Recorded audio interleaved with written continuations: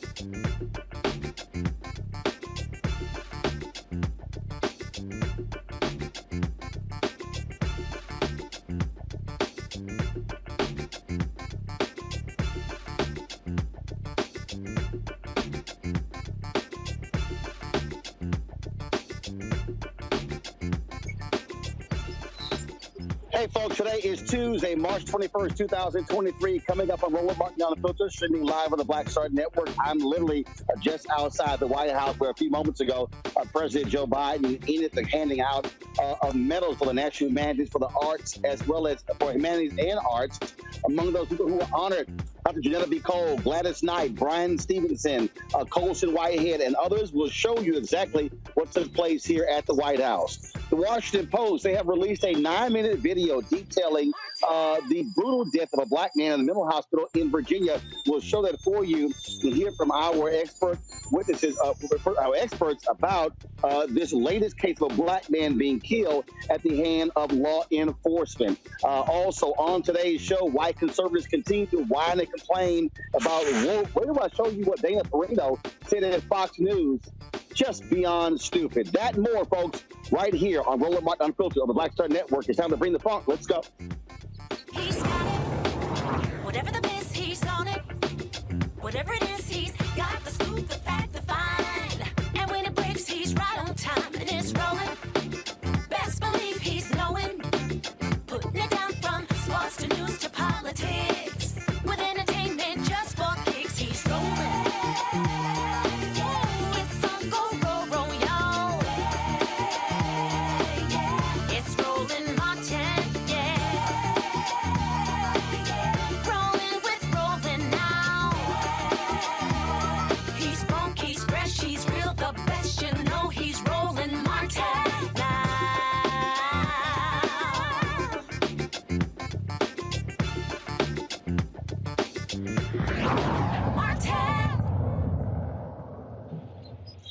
All right, folks. Last week we had Attorney Ben Crump on, as well as the mother of this man in Virginia, Irvo Otieno. He was, of course, in a mental hospital in Virginia when he was essentially attacked by 7 sheriff's deputies. And so disturbing video, folks. And it's no audio on the video. But it shows you exactly the actions of these officers. Shameful, despicable. They have actually been arrested and charged in this case. We're giving you a trigger warning, folks, because it's very difficult to watch. We're going to show you the video so you can actually see what took place as these sheriff's deputies essentially killed this brother. Watch.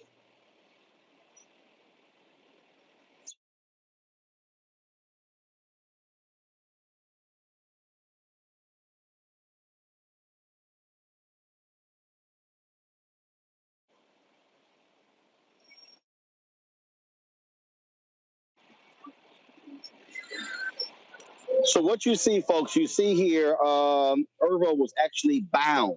He was actually bound.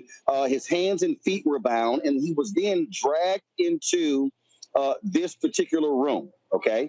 He was dragged into this room. So you see right here, 4 sheriff's deputies standing over him. You see 3 others in the background. You see 6 to 7 other people standing all around. So we're talking about, I mean, literally a dozen people standing. So now all of a sudden you see more individuals. Now you see, so you're trying to tell me that 8 to 10 people were required to actually get this brother uncontrolled. Now you see them kneeling on his legs, kneeling on his back, kneeling over his entire body.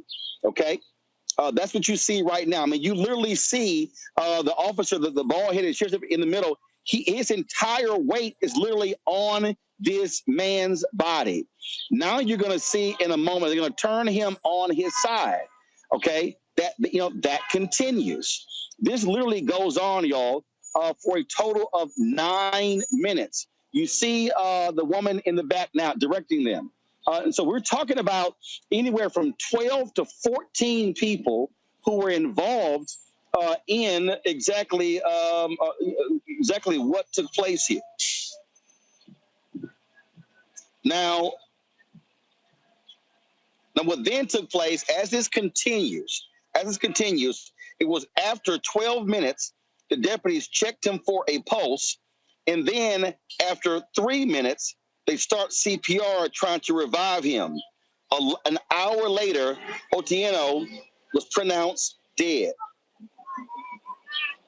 Cabell Baskerville, Dinwiddie County's Commonwealth attorney, says a separate Henrico County jail video shows deputies spraying Otieno with pepper spray and punching him in the side as well as the torso. These deputies, they are accused of a cover-up as they waited 3 hours to report Otieno's death to Virginia State Police. Now, let's do this here, folks. Let's give me a 2-box. I'm gonna talk to Cheryl Dorsey, retired LAPD sergeant. So we're gonna keep playing the video while I have a conversation with her. Cheryl, glad to have you back on the show. I mean, so as you watch this video, Cheryl, I mean, look at the number of people. The number of people, guys, keep showing the video. The number of people in this video dealing with one person. It's a dozen people. Yeah, it's really ridiculous, and what happens is, I like to refer to this as kind of a wolf pack mentality. You have all of these law enforcement personnel. You also have medical professionals who are standing around, and everybody is in a zone. And at some point, it becomes less about trying to get this person into custody, if that's what they're trying to do, control, contain. It becomes punishment. And it sounds like that's exactly what happened. At some point, you have deputies who are punching and spraying this individual. It's punishment, and it's so unnecessary. And you can see that having a clinician, a medical professional standing by isn't helpful. I've said this many times, that when you have someone who they say is violent and or aggressive, medical professionals are going to do just what we see here: stand down and let police deal with this person. And again, so you see these sheriff's deputies, and I mean, you literally are seeing individuals laying their entire weight on this man's body. I mean, you would think with 10 people, you can restrain one person as opposed to putting your entire weight on a man's body.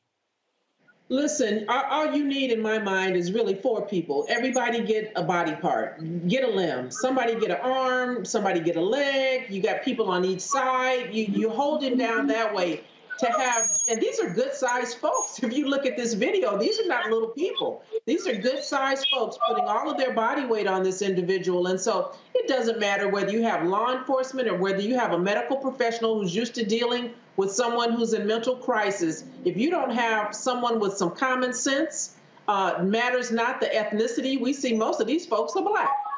And nobody seems to be managing this incident and the containment of this individual. And I think that's an excellent point right there. I mean, look at the video. Who the hell is the supervisor? Who is the person who is literally directing this? I mean, we're looking at, and as you said, mostly Black. We're looking at, I'm counting 1, 2, 3, 4, 5, 6, 7, 8, 9, 10, 11, 12, 13. I'm counting almost 15 people. Yeah, and it looks like the gentleman with the dark brown, and I don't know if these are all the same agency, but this dark brown uniform, he seems to have a chevron of some sort on his sleeves. And so is he the senior officer on scene? He seems to be most involved and engaged. Who's in charge of these civilians? Which of these people is an administrator in this mental facility? This is so unnecessary. This man is there allegedly to be helped by these people, and they failed him miserably. Again, just unbelievable watching this. And again, we're talking about, I mean, you look at his body is laying motionless. They suffocated this man. They literally pressed the air out of this man's body. And now you see him laying there motionless. You see now they're performing CPR. Well, what the hell do they think was going to happen if you got 8 to 10 people lying on a man's body? And you have to assume at some point, if he were able, he probably was verbalizing discomfort, distress. We don't hear it in the video. And then I'm just further bothered by the fact that it took a significant amount of time before they notified an investigative authority that this man had in fact died. Is everybody getting their story together on the hospital side, on the law enforcement side? What was going on in those hours that it took to make a notification? I mean, it is stunning to watch this. Unlike the George Floyd video, where there was audio, where you heard George Floyd crying out for help, crying out for his mom, all of that. You don't have any audio here, but I would say this is just as disturbing to watch them walk this man into this room, pin him to the ground. He came in alive, bound, hands and legs bound, and now you see them valiantly trying to save his life, performing CPR, when they are the ones who are responsible for this man having no breath in his body. Yeah, and so if his hands were bound, as you say, and his feet were bound, as you say, what was all that maneuvering about? It sounds like he was in some sort of custody, if you will. So what was that really all about? Just punishment? Yeah, precisely. That's exactly this is the same thing that I have to say. And again, we now know you always know when you do something wrong when you take 3 hours to report what took place. So what that means is they were trying to cover this thing up. That's what they were doing. Well, everybody had a story to tell, and they were trying to get it together, no doubt. And we now know that at least, I think, 10 of the law enforcement officers were charged in the murder of this young man. And so clearly there's sufficient evidence to show that they did not do what they were there to do to assist this person. And so we'll have to see if there will be others, because there's more than 10 people standing around at that point. Well, and again, this goes to show you what happens when you need leadership on the ground. And so you have folks who, after the fact, are now trying to stay out of jail. If you do the right thing on the front end, then you don't have to worry about going to jail. Absolutely. And so we'll have to see, what ultimately happens. And, this is a great cautionary tale for everyone who's been yelling, oh, if we only had a medical professional, there was a clinician on hand who's accustomed to dealing with someone in crisis, things would be better. I know that not to be true. And this, sadly, is evidence of that. Indeed. Cheryl, Dorsey, we appreciate you joining us, breaking this down. Thank you so very much. Thank you. Folks, got to go to a break right here on Roland Martin Unfiltered on the Black Star Network. Don't forget, download our app, Apple phone, Android phone, Apple TV, Android TV, Roku, Amazon Fire TV, Xbox One, Samsung Smart TV. Also, of course, you can join our Bring the Funk fan club. Your dollars make it possible. Plus, you do what we do, covering news all across this country. So your checking money orders to P.O. Box 57196, Washington, D.C., 20037-0196. Cash App is $RM Unfiltered. PayPal is our Martin Unfiltered. Venmo is RM Unfiltered. Zelle, Roland at RolandSMartin.com. Roland at RolandMartinUnfiltered.com. Be sure to get a copy of my book, White Fear, How the Browning of America is Making White Folks Lose Their Minds. You'll have bookstores everywhere. Plus, you can download a copy on Audible. Don't forget, you can also watch us on Amazon News. On Amazon Fire TV, simply click Amazon News. You can watch our 24-hour, 7 days a week streaming channel. You can also tell Alexa, play news from the Black Star Network with the audio as well. I'll be right back.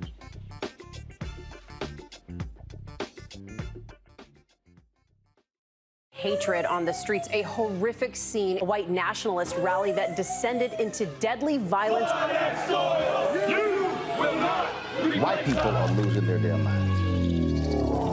As an angry pro-Trump mob storms the U.S. Capitol, we've seen shooting. We're about to see the rise of what I call white minority resistance. We have seen white folks in this country who simply cannot tolerate black folks voting. I think what we're seeing is the inevitable result of violent denial. This is part of American history. Every time that people of color have made progress, whether real or symbolic, there has been what Carol Anderson at Emory University calls white rage as a backlash. This is the rise of the Proud Boys and the Boogaloo Boys. America, there's going to be more of this. Here's all the Proud Boys, guys. This country is getting increasingly racist in its behaviors and its attitudes because of the fear of white people. The fear that they're taking our jobs, they're taking our resources, they're taking our women. This is white fear.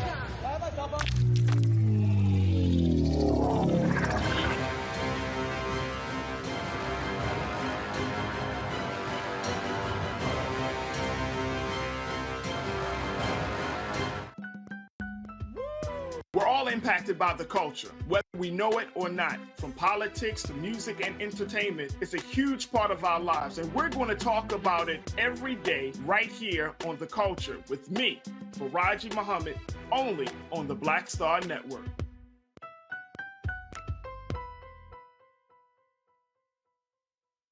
Hi, I'm Gavin Houston. Hey, what's up, y'all? It's your boy Jacob Lattimore, and you're now watching Roland Martin right now.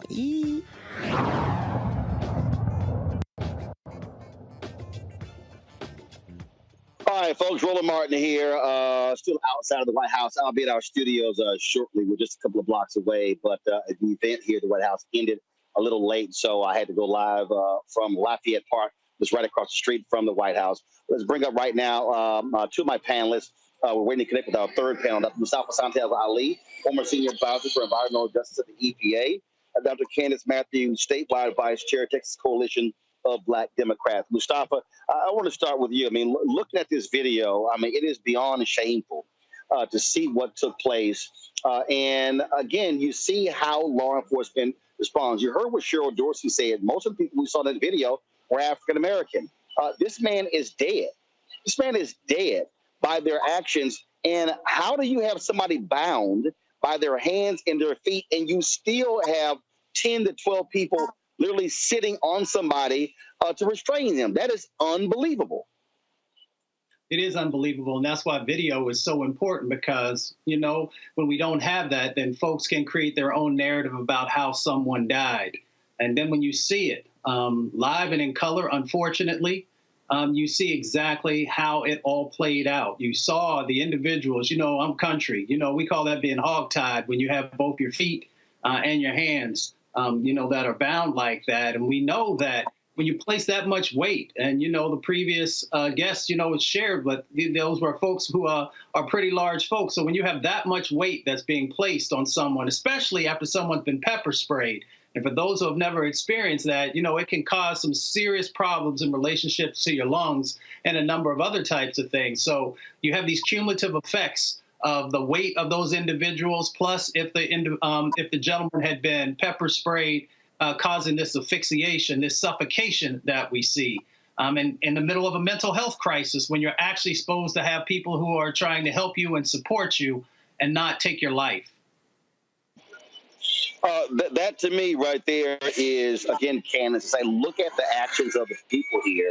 I mean, how in the world, yeah, we don't have the audio, but there's no doubt this man was crying out for his life. And I don't understand, after all the videos we've seen, after George Floyd, after other videos, how you have cops who don't understand you don't put your entire weight. I mean, think about it. If you just said the average weight of each one of the individuals in this video was 200 pounds, and you're talking about 6 people, that is literally 1,200 pounds of weight being compressed on your body. That means death. And you know what, Roland? You're absolutely right about that, because what we just seen right now is a live lynching. That's exactly what we seen. We seen a live lynching that was responsible by people that look like us. That is unacceptable. Number 2 is that policy, procedures, as far as dealing with someone that has a mental health crisis, was not followed. So, and I can actually speak on this because I'm actually an expert when it comes to dealing with mental health crisis, because by me owning a foster adoption agency, and we have therapeutic children, they go through this all the time. And so when you have kids or even adults that go through a mental health crisis like this, you know what they actually would do? They would have that one little nurse that's probably about 5'4", that'll come in there and they will shoot that person with a sedative that will put them straight to sleep, that will end all of this of what they doing here. This is unacceptable. It is against policy, and it's a real live lynching. Look, I can only imagine what the hell the defense is going to be. But now these individuals, they now are facing charges. They now could go to prison for a very long time, Mustafa, when the actions that It could have been mitigated. The actions that they took, if somebody chose to lead, then guess what? That did not have to happen. Exactly. You know, leadership matters, and that's when you step up. When you see these types of situations escalating and getting out of control, then whether if you are the lead person on the site, you know, you're the sergeant or lieutenant, or even if you're just a new person, you've got to be the one who takes and calms the situation down to make sure that people aren't losing their lives. Because we continue to see this time and time again. And, you know, Roland, there are probably people who are sitting at home saying, well, this will never, ever happen to me, so why should I care? If you go to the Center for Disease Control, they actually have a page there on mental health issues. And 50% of people in our country are estimated to have some form of a mental health illness or breakdown or whatever it might be during their lifetime.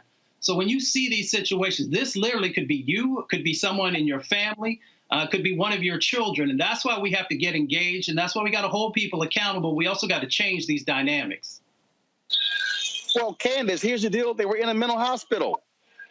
But how in the hell do you deal with other mental patients? You're in a mental hospital.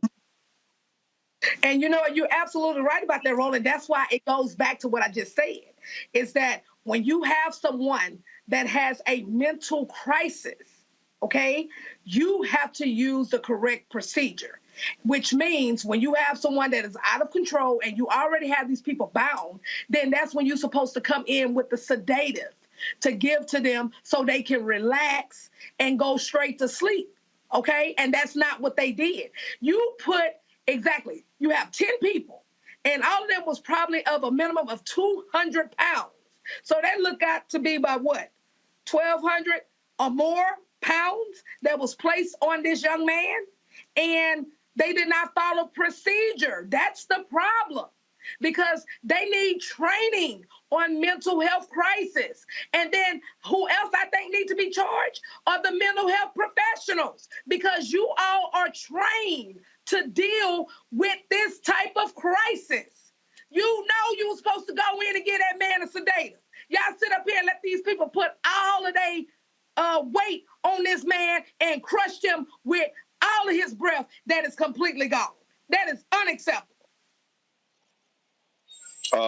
It is just unbelievable to watch it. The family, they're having a news conference with Attorney Ben Crump. We may have them a little bit later in the show, so we'll certainly let you know.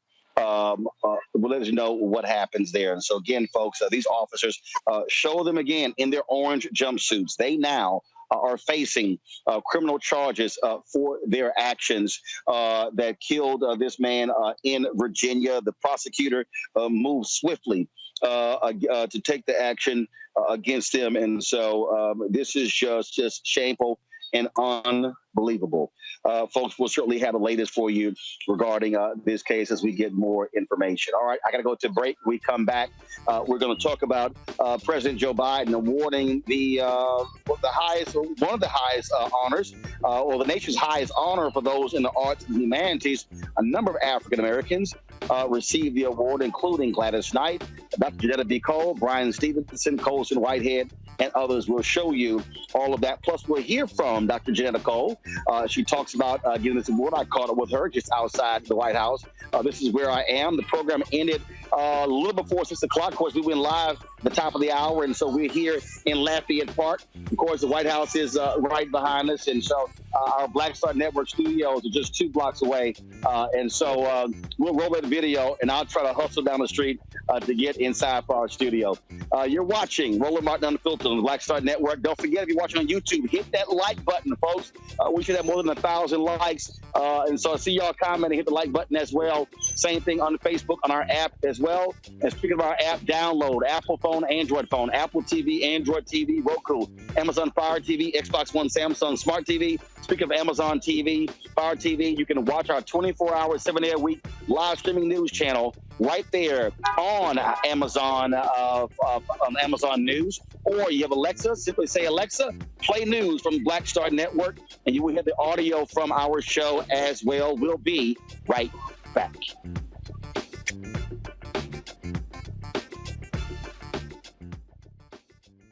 A lot of these corporations or people that are running stuff push black people if they're doing a certain thing. What that does is it creates a butterfly effect of any young kid who, you know, wants to leave any situation they're in, and the only people they see are people that are doing this. So I gotta be a gangster, I gotta shoot, I gotta sell, I gotta do this in order to do it.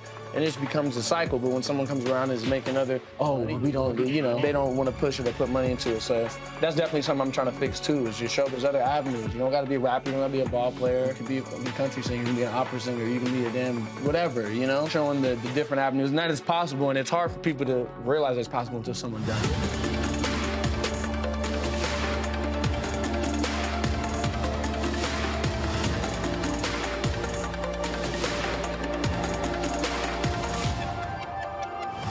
Talk about blackness and what happens in black culture. We're about covering these things that matter to us, speaking to our issues and concerns. This is a genuine people-powered movement. There's a lot of stuff that we're not getting. You get it, and you spread the word. We wish to plead our own cause. Too long have others spoken for us. We cannot tell our own story if we can't pay for it. This is about covering us. Invest in black-owned media. Your dollars matter. We don't have to keep asking them to cover our stuff. So please support us in what we do, folks. We want to hit 2,000 people, $50 this month, raise $100,000. We're behind 100,000, so we want to hit that. Y'all money makes this possible. Check some money orders. Go to P.O. Box 57196, Washington, D.C. 20037-0196. The Cash App is $RM Unfiltered. PayPal is R Martin Unfiltered. Venmo is RM Unfiltered. Zelle is Roland at RolandSMartin.com. I'm Bill Duke. This is Diala Riddle, and you're watching Roland Martin Unfiltered. Stay woke.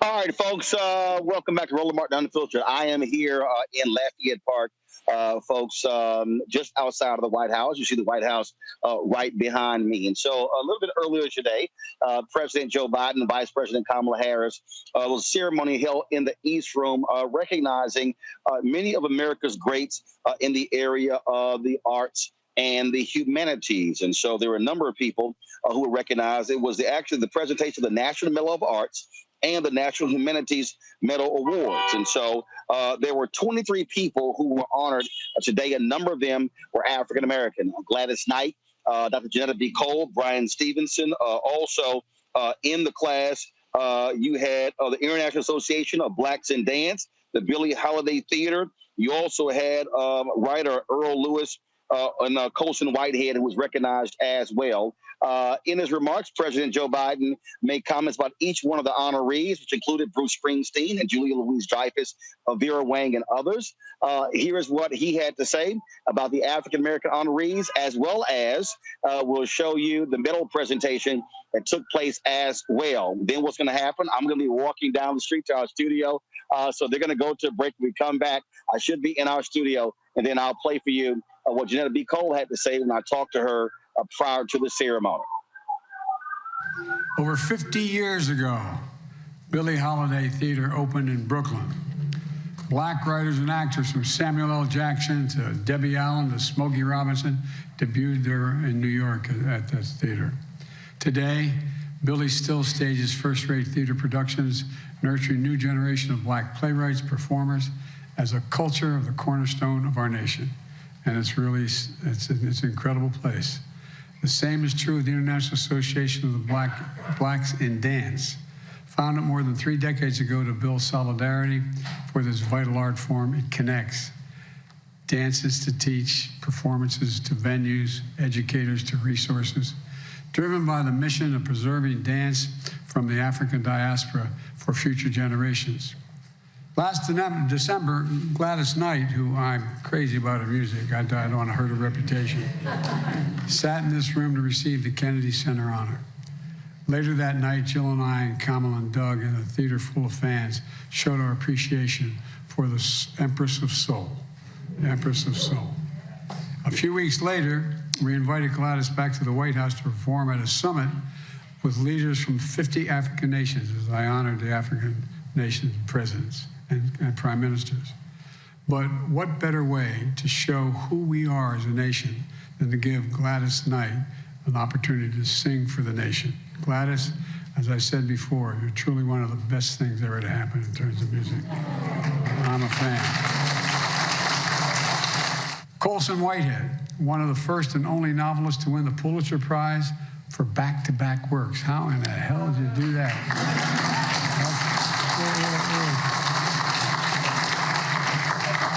Pretty good, man.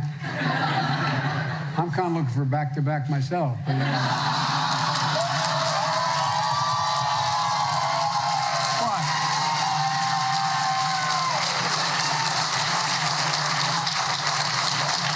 But, But I may have to do it in the Underground Railroad with the Nickel Boys. It's incredible, man. That's pretty damn impressive.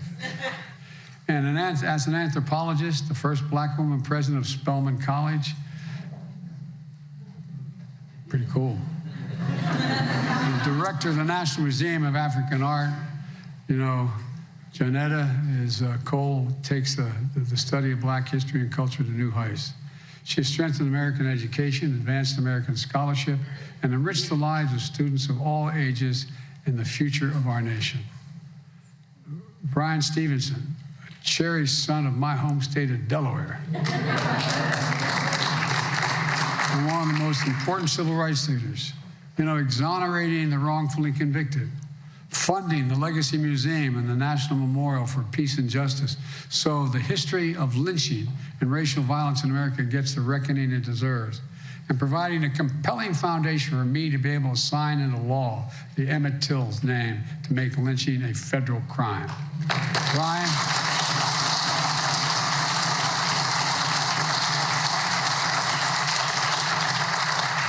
Brian does what all historians do. He challenges us to get proximity to the suffering and abandoned and the poor and the condemned, so that as we search for the humanity in others, we find it within ourselves first. The Billie Holiday Theater, Blondel Pinnock.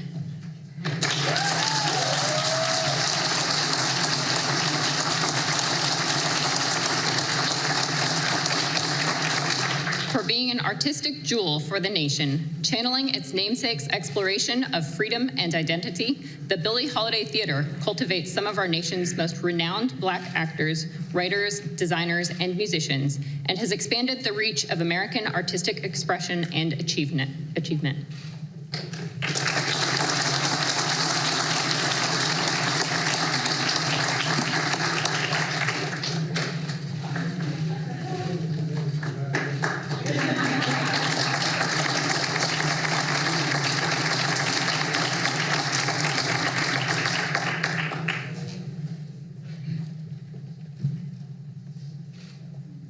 Fred Eichner.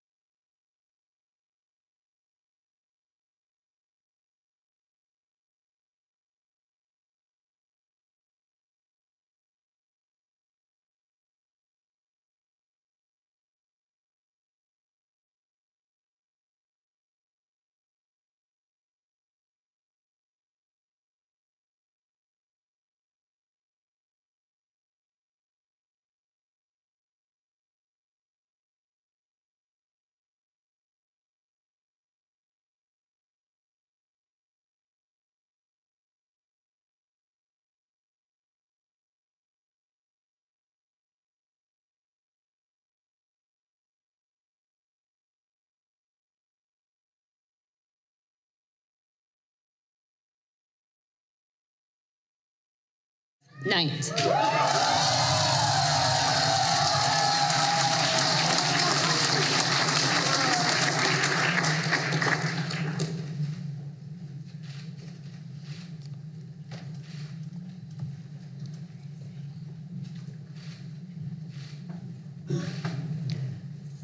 For her iconic voice as the Empress of Soul, Gladys Knight's exceptional talent influenced musical genres from rhythm and blues to gospel to pop, and inspired generations of artists captivated by her soundtrack of a golden age in American music.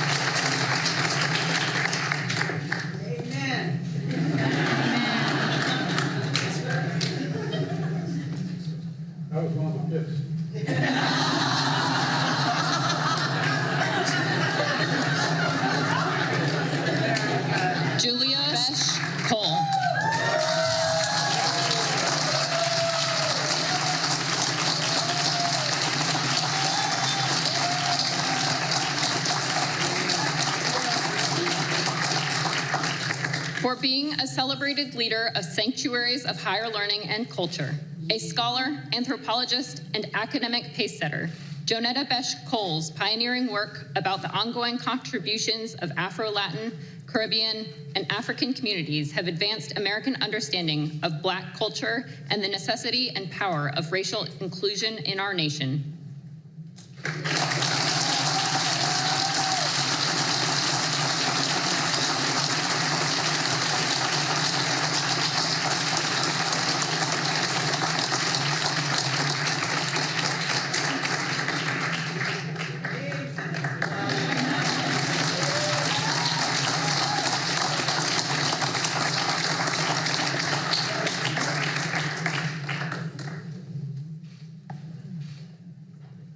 Walter Isaacson.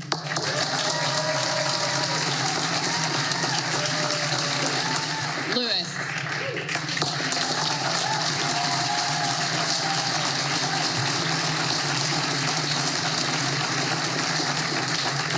For writing America's history and shaping America's future, as a social historian and academic leader, Earl Lewis has made vital contributions to the field of Black history, educating generations of students, while also being a leading voice for greater diversity in academia and our nation.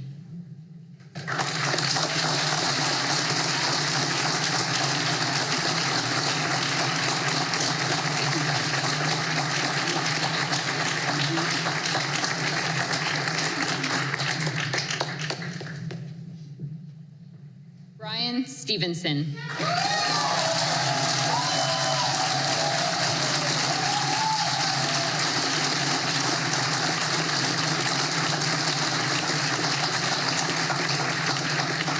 For his moral call to redeem the soul of our nation, an advocate fighting tirelessly for the poor, incarcerated, and condemned, Brian Stevenson follows the Book of Micah's instructions to act justly, love mercy, and walk humbly as he chronicles the legacy of lynching and racism in America, shining a light on what has been and all that we can be as a nation.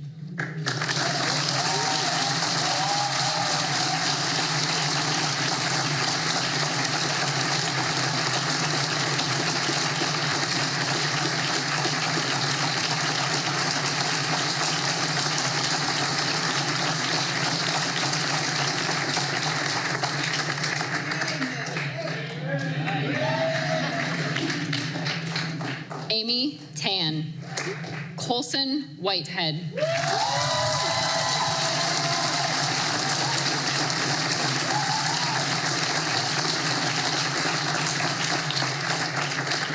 For his truth-seeking as an American literary icon, with genre-defying craftsmanship and creativity, Colson Whitehead's celebrated novels make real the African-American journey through our nation's continued reckoning with the original sin of slavery and our ongoing march toward a more perfect union.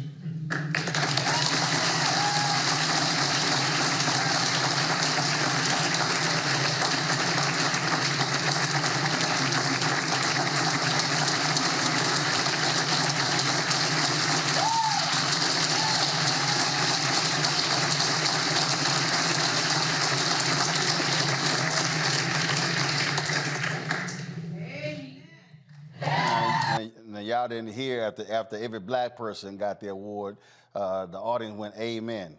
It was only for the Black people. Y'all know how we roll. All right, we come back. We'll hear from Dr. Johnnetta B. Cole, one of the 23 honorees today at the White House. You're watching Roland Martin Unfiltered right here on the Black Star Network.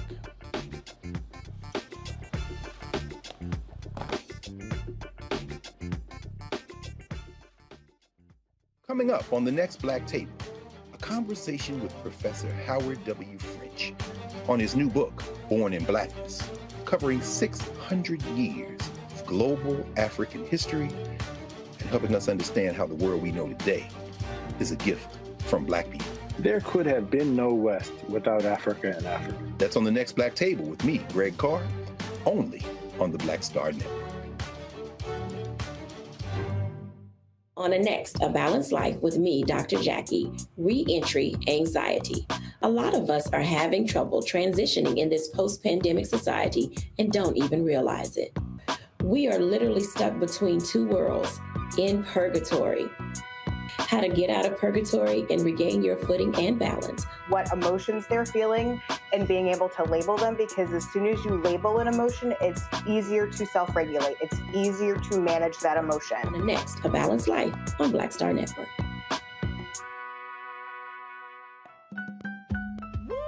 We're all impacted by the culture, whether we know it or not. From politics to music and entertainment, it's a huge part of our lives, and we're going to talk about it every day right here on The Culture with me, Faraji Muhammad, only on the Black Star Network.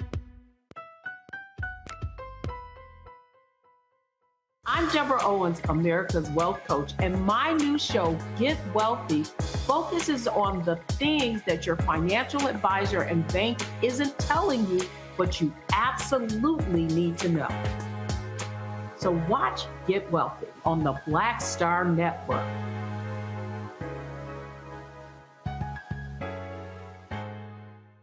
Yo, what's up? This your boy Ice Cube. What's up? I'm Lance Gross, and you're watching Roland Martin Unfiltered.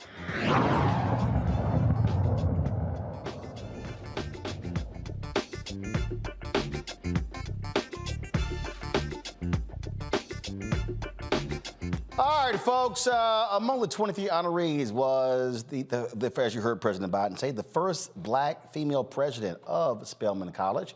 She also, of course, was the president of the other black female college, Bennett College as well. So the only person who's been the president of both black female institutions, Dr. Johnnetta B. Cole. She's always great to chat with, and she and I got an opportunity to catch up just outside of the White House before today's ceremony. Here's our conversation. When you're in the people's house, it's a blessing. That we built. It's a blessing to be in a house built by our people, enslaved people. And while we're in this particular period in our country, with attacks on who we are, on our history, on our presence, it's good to be in a place that I still say represents what this country could be. And also here today, recognizing a number of great Americans, among them Gladys Knight, also Brian Stevenson and others. Well, I'll tell you this, and you've heard me say it before. My mama told me a woman will be known by the company she keeps. And today I feel unusually grateful, unusually humbled to be in the presence of these sheroes and heroes in the arts and the humanities. And the thing about the arts and humanities, look, I played in the band when I was in elementary school, middle school, high school, and I tell people all the time, that's probably one of the worst things I think about education today, that we do not have the level of arts, band, music, dance, because by that, cultivating that early on, it stimulates many of the other sides, the other side of your brain also, I think plays a huge part on the education side. Clearly. I mean, first of all, I really do believe that our people, that black people, have just given almost unbelievable amounts to the arts in this country. Where would our country be without black improvisational music, without soul music, without the blues? Where would we be without the writings of Jimmy Baldwin, of Zora Neale Hurston? And so the arts are in our DNA. We are an arts-filled and a humanities-expressing people. I agree. I'm glad you do. Always good to see you. Always, my bro. And how's my alpha brother? You're doing good. Good seeing you. Good to see you. Hold up, we'll grab this microphone from you. All right, Microphone. folks, that was part of the conversation. They were trying to rush us to go inside to do some other interviews.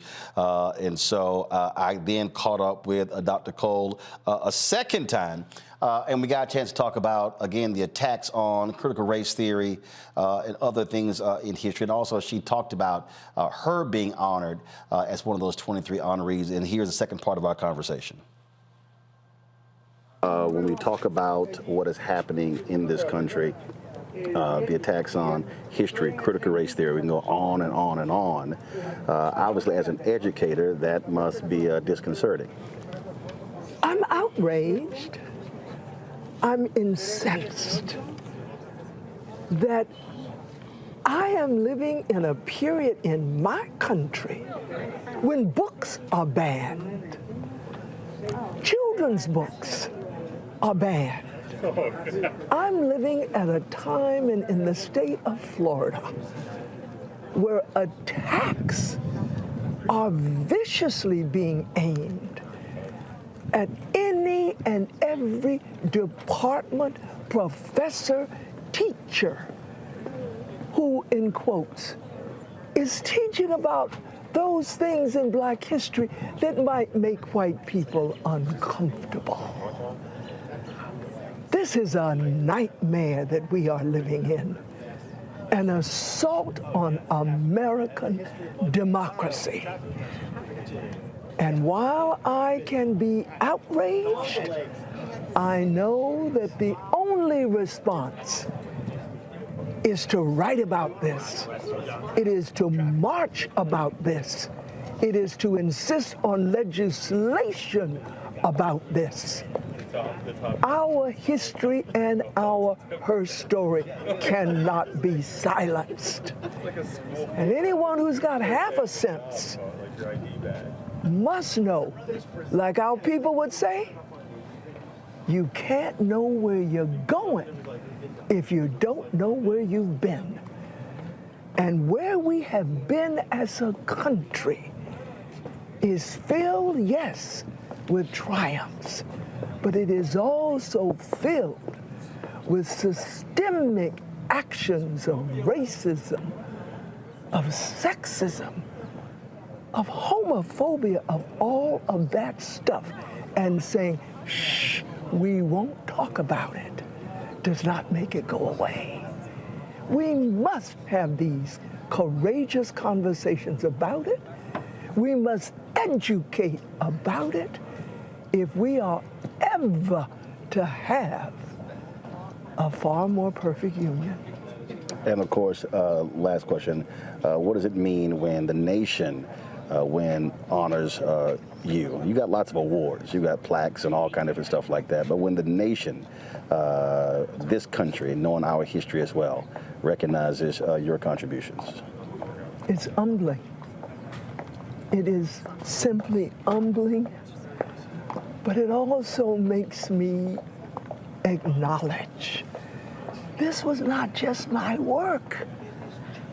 I have simply been a vessel at a given period in time to carry on the work of our ancestors, work in the interests of the ultimate full freedom of our young people. There we go. Boy, that's certainly one of our great teachers there, Candace. Well, first of all, I so love her because, one, she pretty much just broke everything down to show where we come from, where we're going. And in order for us to know where we're going, we need to know our history. And this award couldn't happen to a better person because of what she has perpetuated, what she has brought to our Black community. And I want to say congratulations again. And I look forward to meeting her real soon. Mustafa? Yeah, I've been blessed to actually meet Dr. Cole a number of times. And what you see is literally what you get. She exudes love and confidence and commitment to our community, but to also making our country a more just society. So no one deserves the award more than she, although she was surrounded by other folks who have shown the same level of commitment. So congratulations, Dr. Cole. All right, then. Again, so she was one of the 23 honorees who was awarded again earlier at the White House, and we were hoping to catch it with Gladys Knight. We're not able to do so. Some of the other honorees, but certainly glad we had an opportunity to chat with Dr. Johnnetta B. Cole. All right, folks, got to go to break. We come back more on Roland Martin Unfiltered. We'll talk about Republicans. Boy, these white conservatives, y'all, are losing their mind over the idea of woke. Wait till I show you what Dana Perino said on Fox News. She got more damn sense than that. And I got to talk about that crazy-ass white woman, Bethany Mandel, who said that, oh, she was just thrown off in the interview on The Hill TV. She was lying. And I'm going to show you how she was lying when we come back. If you're on YouTube, hit the like button, y'all. We should be sitting over 1,000 likes by now. I see y'all commenting like crazy. We should easily have 1,000 likes. So please hit the like button. It impacts the algorithm, and which impacts the revenue we generate from the show. Also, please support us in what we do. Trust me, we're not getting the advertising dollars we need. We're beating that door down. Your dollars makes a huge difference. Trust me, it does. Last year, our fan base gave about $800,000. Let me be clear, without your support, we would not be in business. We would not have this show and the 5 other shows on the Black Star Network. And so please send a check and money order. And this is what we're asking for. Our goal is every year to get 20,000 of our fans to give on average $50 each. That's $1 million. That's what our target goal is. And so you can give more, you can give less. Look, we appreciate every dollar you give. Does not matter how small, how large. Check and money orders. Go to P.O. Box 57196, Washington, D.C. 20037-0196.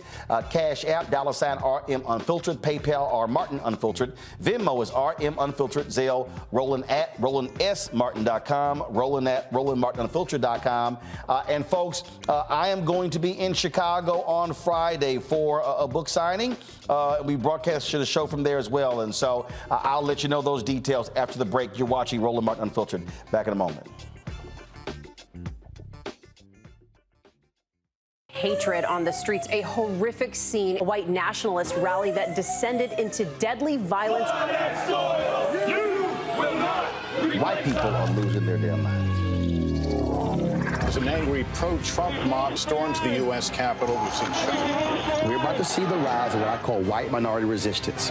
We have seen white folks in this country who simply cannot tolerate black folks voting. I think what we're seeing is the inevitable result of violent denial. This is part of American history. Every time that people of color have made progress, whether real or symbolic, there has been what Carol Anderson at Emory University calls white rage as a backlash. This is the rise of the Proud Boys and the Boogaloo Boys. America, there's going to be more of this. Here's all the Proud Boys, guys. This country is getting increasingly racist in its behaviors and its attitudes because of the fear of white people. The fear that they're taking our jobs, they're taking our resources, they're taking our women. This is white fear.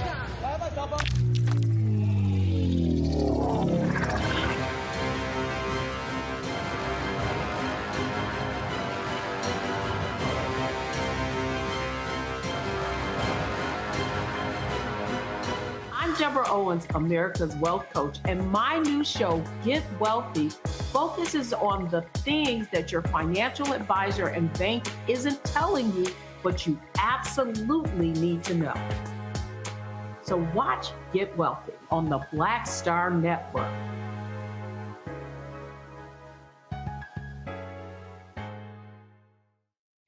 This is Judge Mathis. What's going on, everybody? It's your boy, Mac Wiles, and you are watching Roland Martin Unfiltered.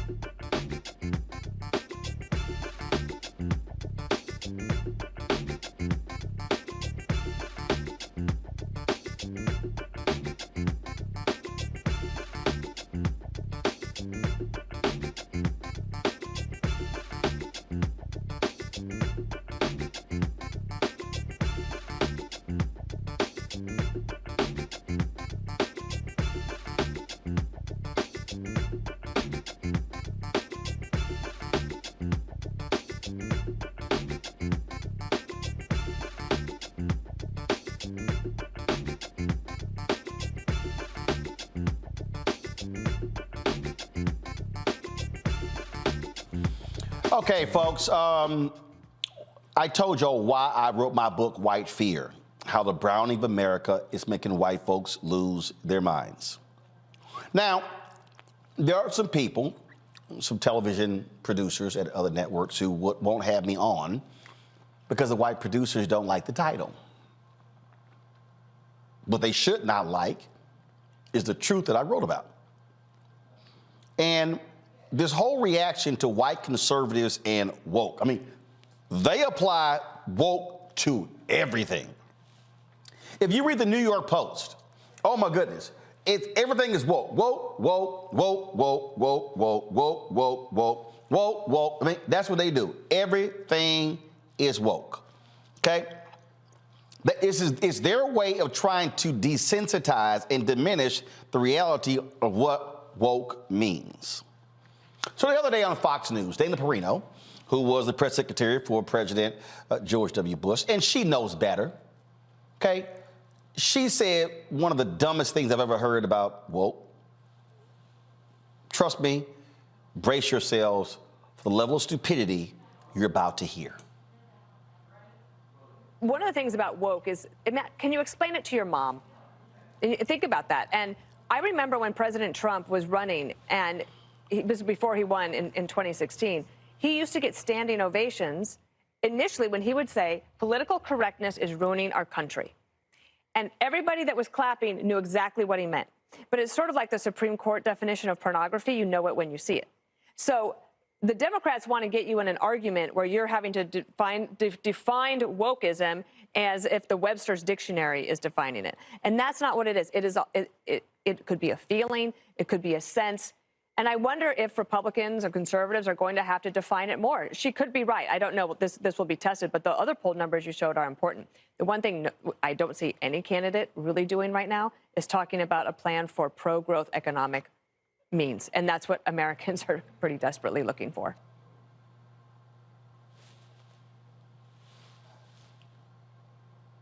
What the hell is she talking about? Oh, it could be a feeling. It could be what it sounds like. What, Dana? What the hell are you talking about? And then, in order to define it, how do you explain it to your mom?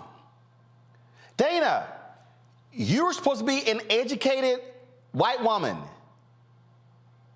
middle-aged. Your mama probably ain't got no clue. Okay, y'all want to speak of no clue? Here's Bethany Mandel, who wrote some book I don't even care about. I didn't even bother getting the title. So she did an interview on the Hill TV show Rising. And she was asked, because she kept talking about woke, woke, woke, woke, woke, woke, woke, woke, woke, woke. So the sister doing the interview asked her to define woke. Didn't go well. Of Americans consider themselves very liberal, and probably fewer of them consider themselves to be woke. And so, you know, when we talk about traditional, what does that mean to you? Would you mind defining woke? Because it's come up a couple times, and I just want to make sure we're on the same page. So, I mean, woke is sort of the idea that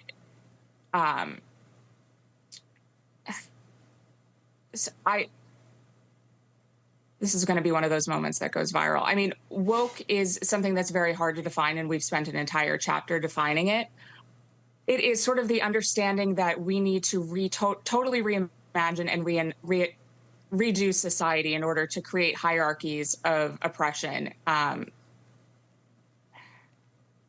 Sorry, it's hard to explain in a 15-second soundbite. Yeah, look, your time. It's hard to explain. Your ass just said y'all wrote a whole chapter in your book, but it's hard to explain. Y'all, it gets better. So poor little Bethany writes a piece in Newsweek, which basically is now a conservative outlet. Go to my iPad. And so, headline, I was asked to define woke, my humiliation went viral. Okay, so y'all are really gonna laugh at this one. So in the piece, she goes, right before we went on air, I heard one of the hosts speaking about parents in what I perceived to be a negative way. I panicked.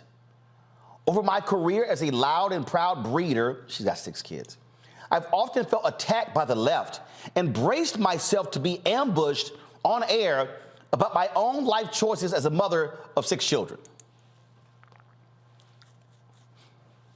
Really? Really, Bethany? Y'all, Bethany lying. Bethany lying her ass off. And do you know how I know Bethany is lying her ass off? I actually pulled and watched the video of the whole interview. Now, mind you, the entire interview with Bethany was 12 minutes and 42 seconds. All right. Y'all, it was 7 minutes in before they got to her stumbling and bumbling. She was asked a series of questions, go to my iPad, by the black female host, Brianna, the white boy, Robbie. She ain't stumbled, she didn't bumble, none of that. It was 7 minutes. Then she screws it up. It's another 5 minutes after she screwed it up. So I'm trying to understand, Mustafa. Girl, why you lying? Because see, if you panicked, you would have panicked. Matter of fact, see, let me help y'all out. This is what happens when your ass start lying. Okay? When your ass start lying. They introduce her. Now, I don't even want to show her book. Okay? So if somebody made a comment right before you went on the air, you probably are going to panic with the first question, right? That's what, right, Mustafa, Candace, probably the first question. You probably out of the gate if you panicked. I want y'all to see how little trifling ass Bethany answered the first question. Watch. Training youth in politics, education, medicine, mental health, and even entertainment. The authors say that this is no longer a healthy or happy environment for these children. Co-author of Stolen Youth, Bethany Mendel, joins us now to discuss. Welcome, Bethany. Hi, thank you for having me. So help us understand, what do you see as what's going on with the left or progressives' attack on youth today? Yeah, absolutely. So the crux of the argument of the book is that there is sort of a woke reimagining of our society. Do y'all see any panic? Do y'all see any stumbling and bumbling? Do y'all see her feeling attacked? Now, in those first 7 minutes, y'all, she kept talking about being the victim, being the victim, being the victim, being the victim. But Bethany, that's what your trifling ass did with that little sorry ass column you wrote where you lied. You straight lied. Oh my God. You know what? Let me just go ahead.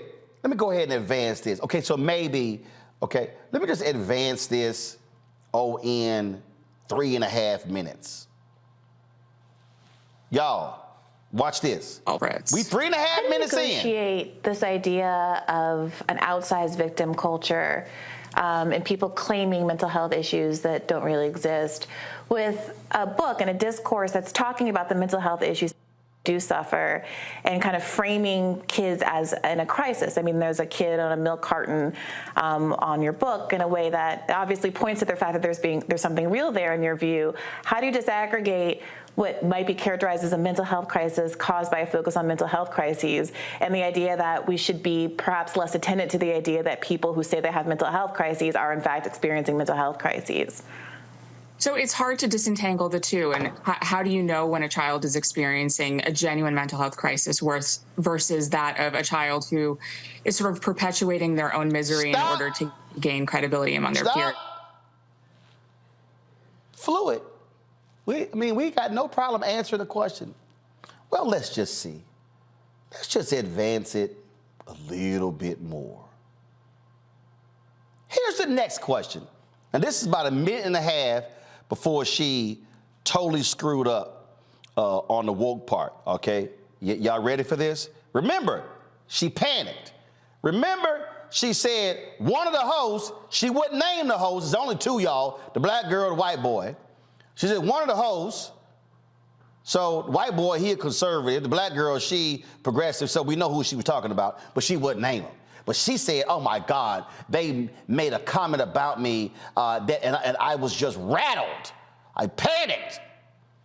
The portion of the interview right now, y'all, we are 5.5 minutes in. Her ass ain't panicked one time. Watch this.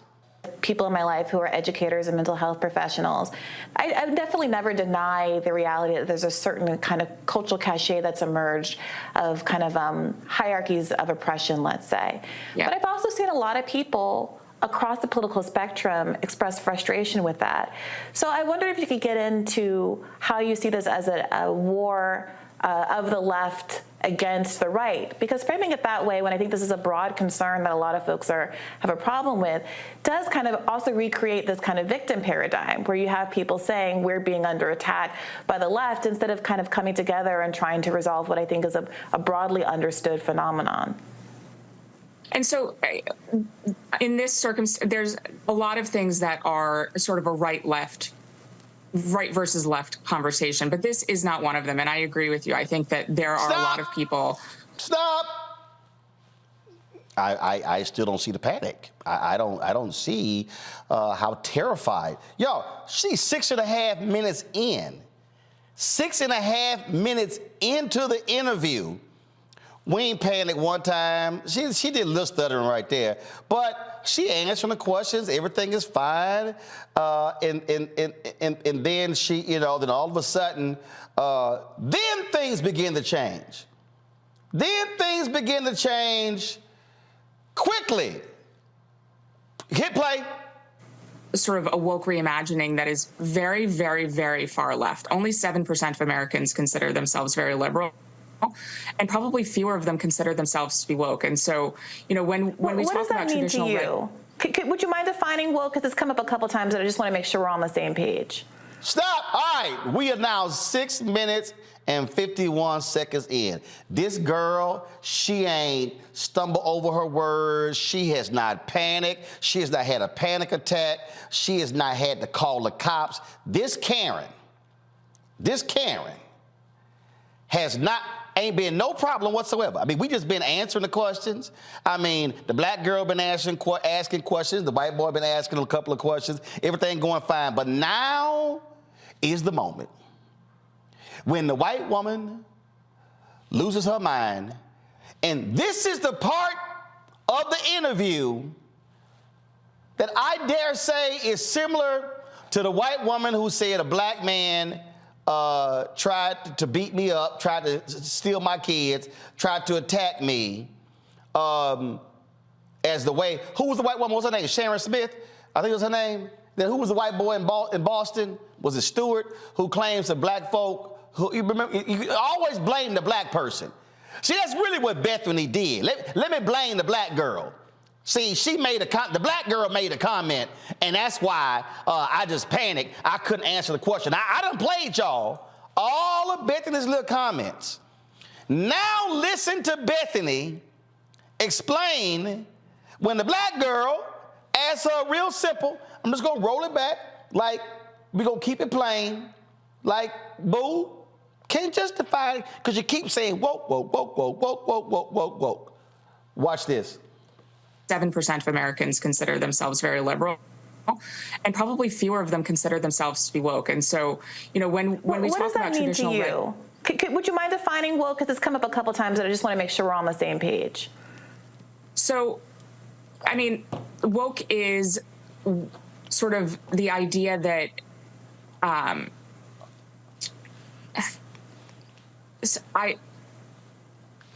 This is going to be one of those moments that goes viral. I mean, woke is something that's very hard to define, and we've spent an entire chapter defining it.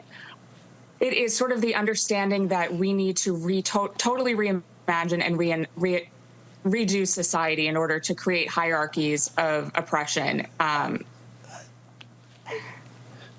Sorry, it's hard to explain in a 15-second soundbite. Yeah, take your time. First of all, boo, it was 45 seconds. Now, let me show you how the white boy tried to bail her out, okay? Watch this. I mean, it's one of those things that, I mean, everybody is weighing in, inveighing against wokeness. We do some of it on this show as well. It's definitely something, you know what it is when you see it, but is it wrong? It is. Will you define wokeness then? I would say it's the tendency to punish people formally or often informally for expressing ideas using language specifically that is very new, that no one would have objected to like 5 seconds ago. So it's easier to come up with examples like, you know, punishing people for using the wrong pronouns or identifying structures of that kind. I would say it's the system of doing actual censorship. Let's take that example. Bethany, you're talking about... His punk ass literally said it's easy to come up with examples. Candace, this is what I'm talking about with these white conservatives. They are so rattled, and here's why. I need everybody listening to me to understand why these white conservatives are really freaking out. They're freaking out because young white kids know what woke is. And they're angry that young white kids were showing up at the George Floyd rallies. They're angry that young white kids aren't buying the bullshit of their parents. And they're like, yeah, we ain't down with that. And so now they want to brand everything as woke, what essentially has become the N-word for them. Let's just slap it on everything. And so therefore, what we can do is we can diminish everything that comes after that. That's really what this is all about. Roland, let me tell you something. This foolishness that I just looked at just now is a narcissist that is an actual white supremacist, okay? First of all, with your ugly behind, you come over here and get on this show and you want to throw woke over here, woke over there, woke over this here, but then you cannot give us the actual definition of what woke is. And I'm going to be honest with you. Her ass know what woke is, but see, it's not going to fit her actual narrative of what she was on that show for. And see, when our sister girl turned around and asked her, you know, so tell us what woke is. Oh, she had her ass caught in the tail. So that's why she gets the shade fan of the day. See, if they call me and say, Roland, can you define white fear? Oh, hell yeah, I can. Hell yeah, I can. I'll break it down for you. But that's the deal. And so they are trying to identify everything. No, we know who y'all are. We know what y'all do. We game, recognize game, Mustafa. Yeah, without a doubt. You know, we know that this is all a part of the 2024 presidential election and others who will be running at that time. So they're trying to do whatever they can to weaken the steps to address injustices across our country. So if you say you want clean water, then they're going to say, well, you must want woke water. Or if you want clean air, it must be woke air. Or if you want health care for everybody, it's woke health care. So we understand the game. That's all it is. So y'all, so Bethany, I'm just want to let you know, your ass will not be coming on this show. I don't give a damn about your little book because I don't want to hear your ass just try to describe again what woke is when you can't even explain it. And Dana Perino, you know better. You know that. But Roland, you know what, Roland? Now let her come on this damn show. But let me tell you. No, listen. that girl ain't gonna never, look, that Karen will never show herself on this show. Because, hell, if she thought Bree gave her ass a panic attack, I'ma straight up give her a stroke. So, yeah, she just might want to go ahead and just stay in her little white picket fence with her white kids in her little white Karen world. And that's exactly what we're talking about, because what she is utterly clueless. Utterly clueless. And so we're going to keep showing y'all every time these fools do this here, but I'm trying to explain to y'all what's going on.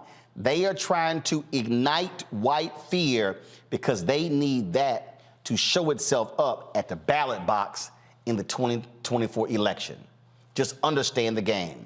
Gotta go to a break. We'll be right back. Roland Martin Unfiltered on the Black Star Woke AF Network.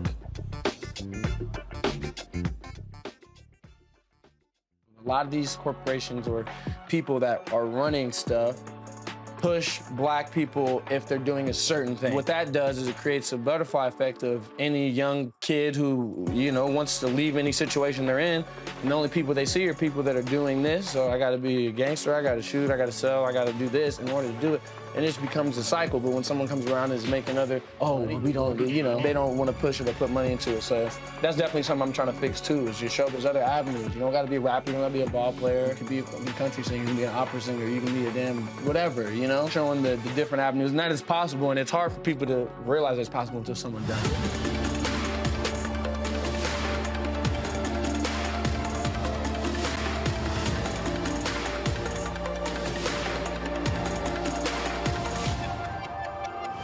Black Star Network is here.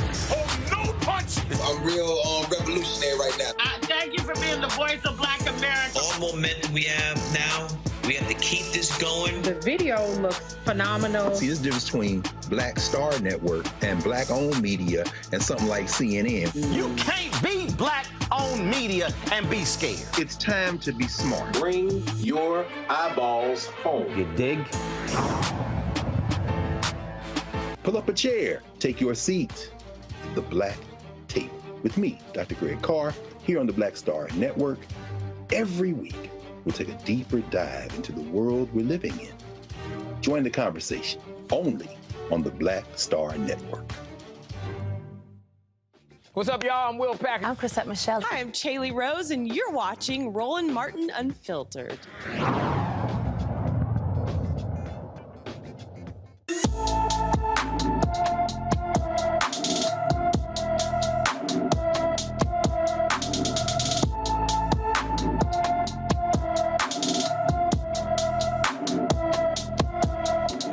James Martin is missing from Louisville, Kentucky, and has not been seen since New Year's Eve. The 15-year-old is 5 feet 10 inches tall, weighs 150 pounds, with black hair and brown eyes. Any more information about James Martin should contact the Louisville, Kentucky Metro Police Department at 502-574-7111, 502-574-7111. 7111. All right, a video out of South Florida has blown up on Twitter showing a racist rant hurled at a black West Palm Beach police officer. The man is confronting officers responding to a call about a group of people passing out anti-Semitic flyers. White supremacist John Monadio zeroes in on the black officer and begins yelling racist comments. Watch this, fool. Now we're investigating a littering crime citations, and I need identification from everyone here. If not, you're going to go to jail. Littering crime? Yes. I have to go and grab my backpack. I have no problem. Yes, I do. Yeah, my ID's in my backpack. This nigger is getting in my face. So would you like to get your ID I from me? would. Okay, let's Away get your from ID. this nigger. Let's get your ID. Fucking see this nigger? See what he's doing? He's intimidated. Can I get in here?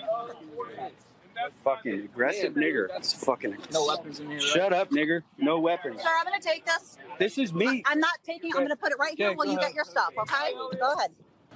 This is the hard part, man, huh? When I call you a nigger to your face, and you gotta act like a white man and detain yourself. Huh, nigger? This is hard for you, huh? Your low IQ wants to fucking attack me, doesn't it? Over a fucking word, nigger. Doesn't it? Yeah, it does. You are a fucking science experiment from the Jew. You're all free to leave. Have a good day. All right, Officer Testosterone, spick, mystery meat hybrid. All right, nigger. See you later. Keep it simple. Yeah, shut up, nigger. Follow the laws and you'll be good, guys. Shut up, nigger. No one cares about your fucking gay opinion, you faggot.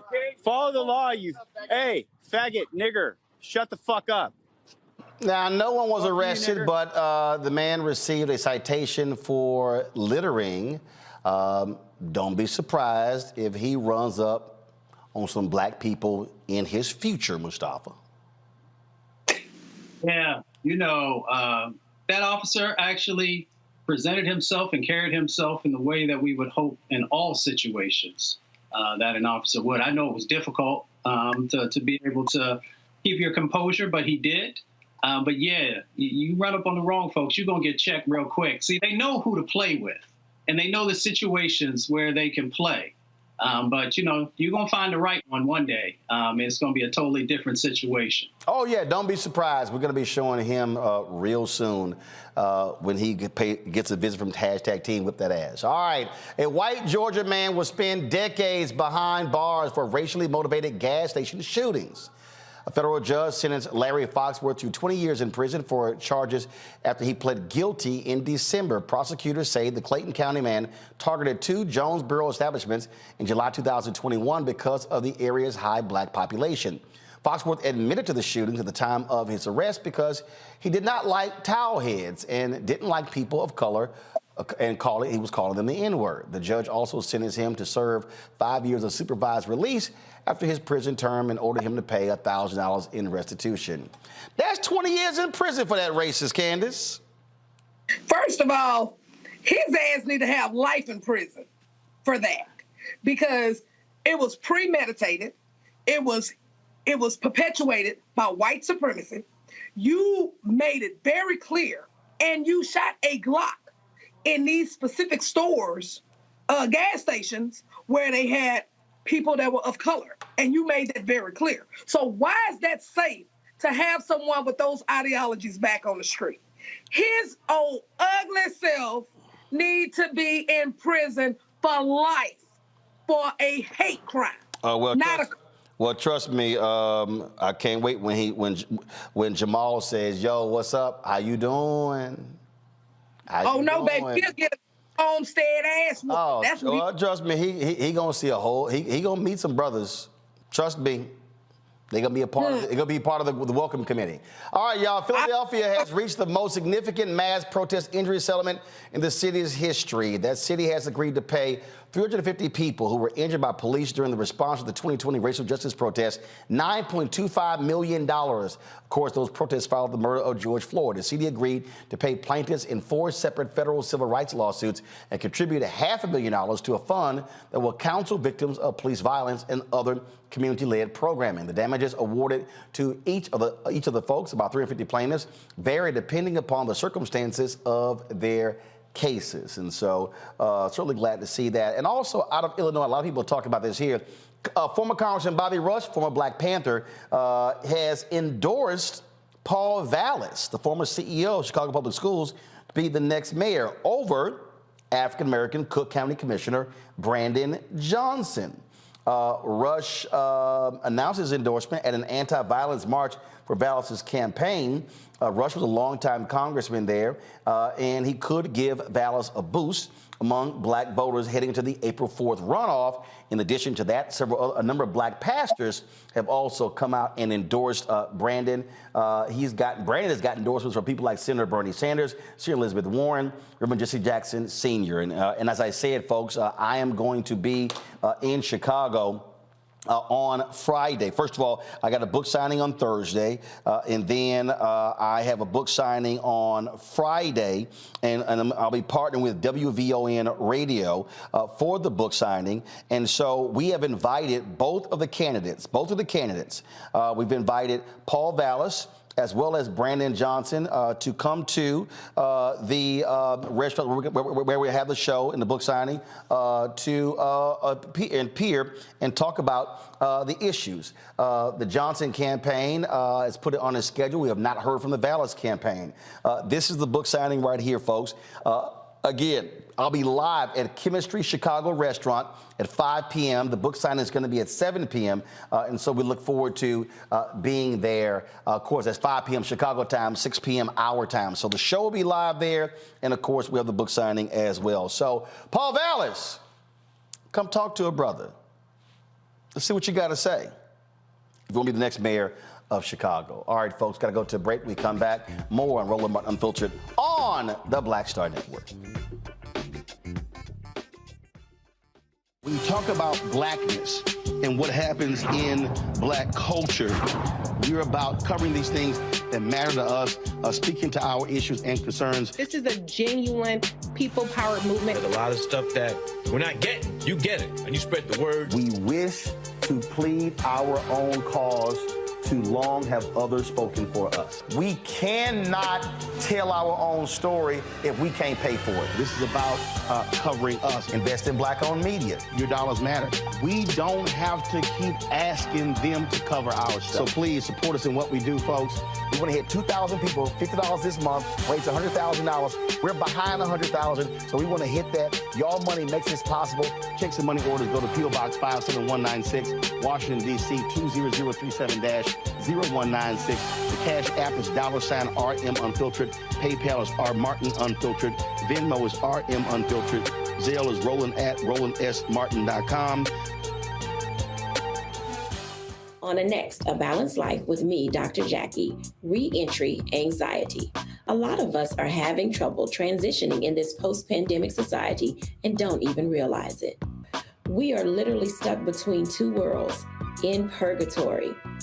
How to get out of purgatory and regain your footing and balance. What emotions they're feeling and being able to label them, because as soon as you label an emotion, it's easier to self-regulate. It's easier to manage that emotion. The next, A Balanced Life on Black Star Network.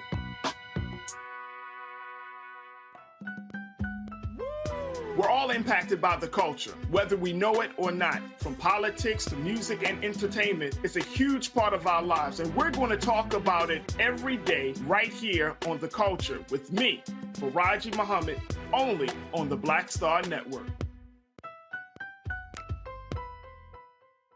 Hey everybody, it's your man Fred Hammond. I'm Deion Cole, and you're watching Roland Martin Unfiltered. Stay woke.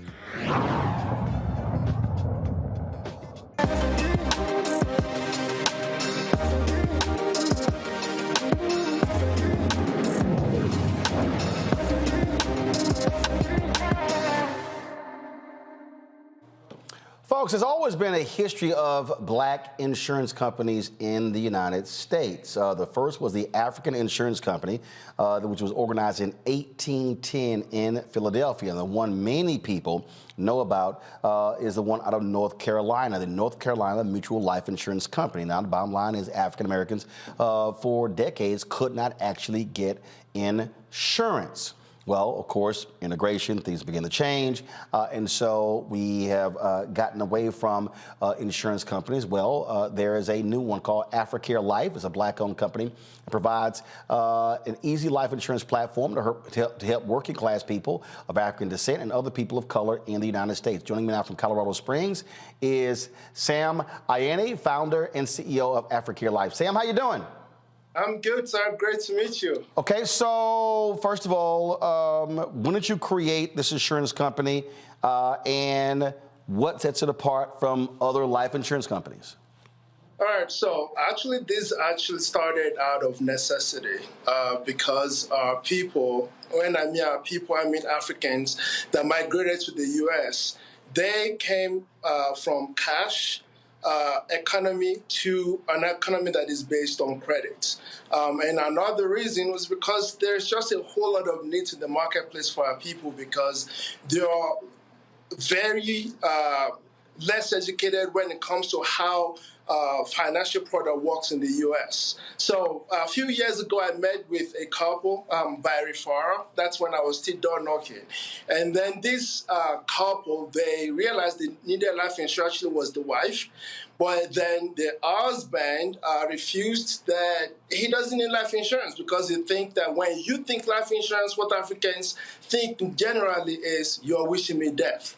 So fast forward 5 months after that, after I meeting with them twice, this gentleman had a car crash and then died.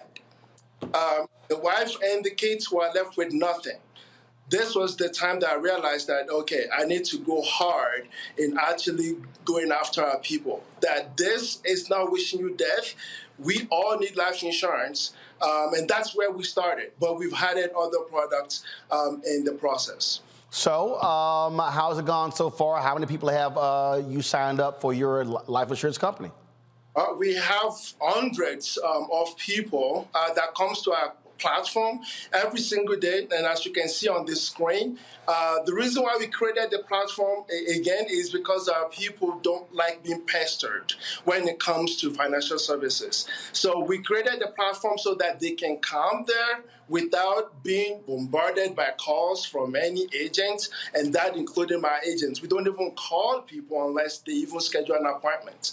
So we are crossing over thousands actually every month now.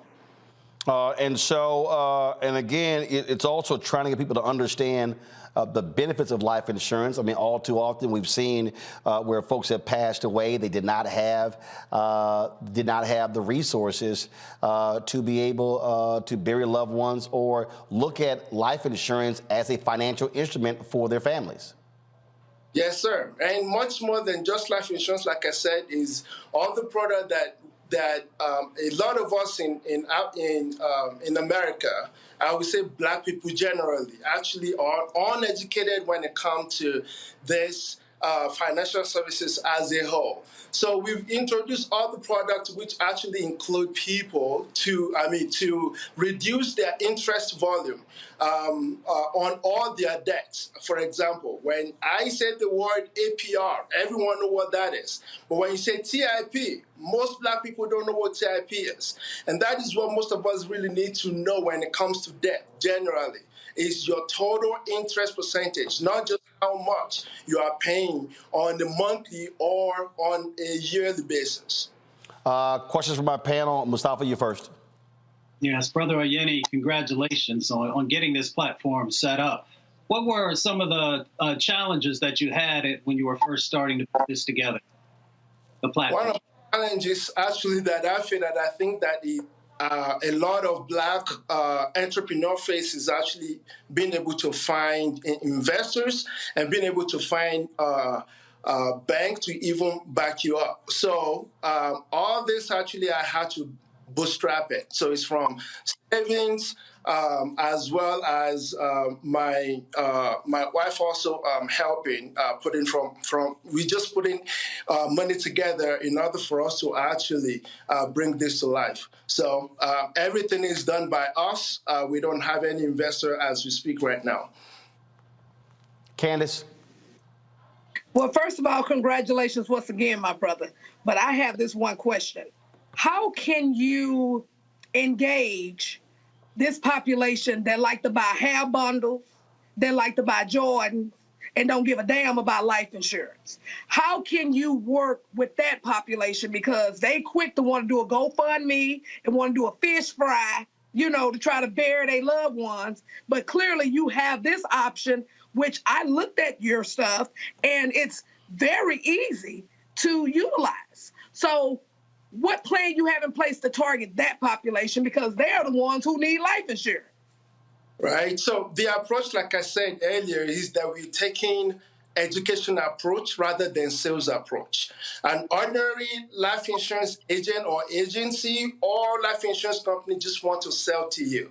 But for we're taking education approach, and that's why we created the platform for people to just come, go through it, and you can actually learn all different types of life insurance, term life insurance, eternal premium, whole life insurance, other permanent life insurance as well, such as IUL.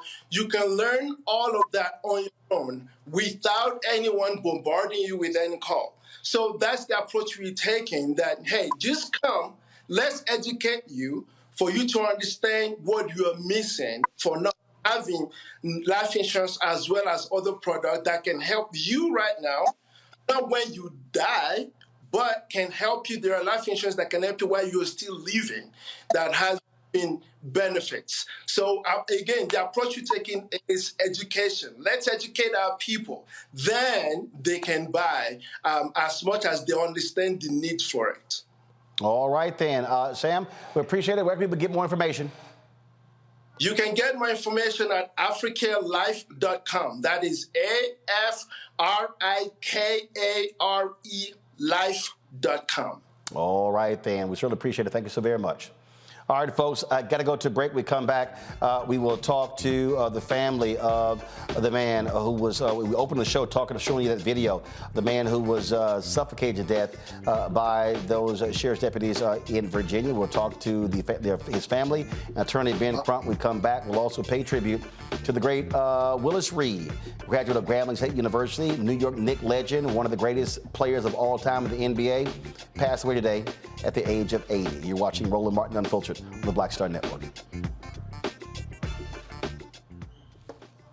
A lot of these corporations or people that are running stuff push black people if they're doing a certain thing. What that does is it creates a butterfly Here's what I need you to effect do. of any young kid who, wants to leave any situation they're in, and the only people they see are people that are doing this. So I got to be a gangster, I got to shoot, I got to sell, I got to do this in order to do it. And it just becomes a cycle. But when someone comes around and is making we don't, they don't want to push it or put money into it. So that's definitely something I'm trying to fix too, is just show there's other avenues. You don't got to be a rapper, you don't got to be a ball player, you can be a country singer, you can be an opera singer, you can be a damn whatever, showing the different avenues. And that is possible, and it's hard for people to realize it's possible until someone does it.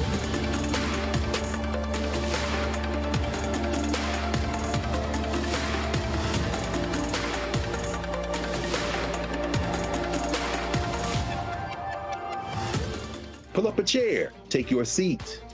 The Black Table with me, Dr. Greg Carr, here on the Black Star Network. Every week, we'll take a deeper dive into the world we're living in. Join the conversation only on the Black Star Network.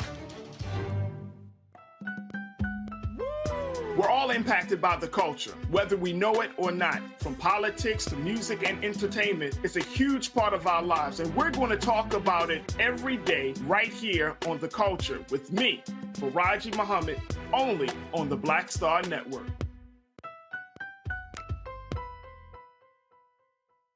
Hey, I'm Donnie Simpson. What's up? I'm Lance Gross, and you're watching Roland Martin Unfiltered.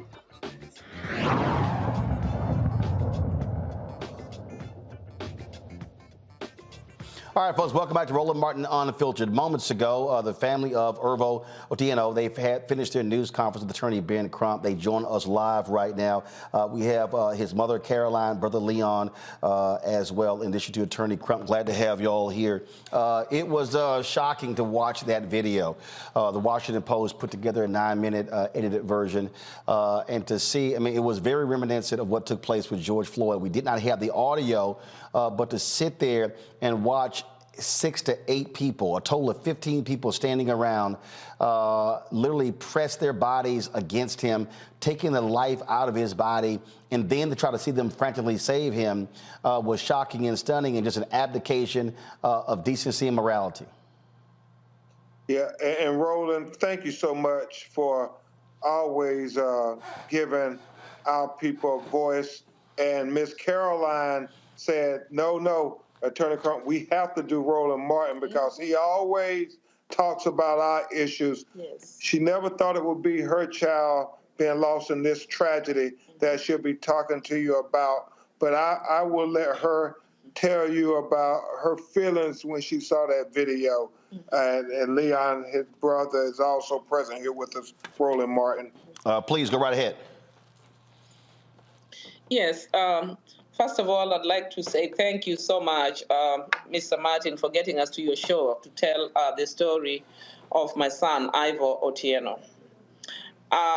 When I saw that video, of course, I'd seen it before, but each time you see it, it's like you're seeing it for the first time.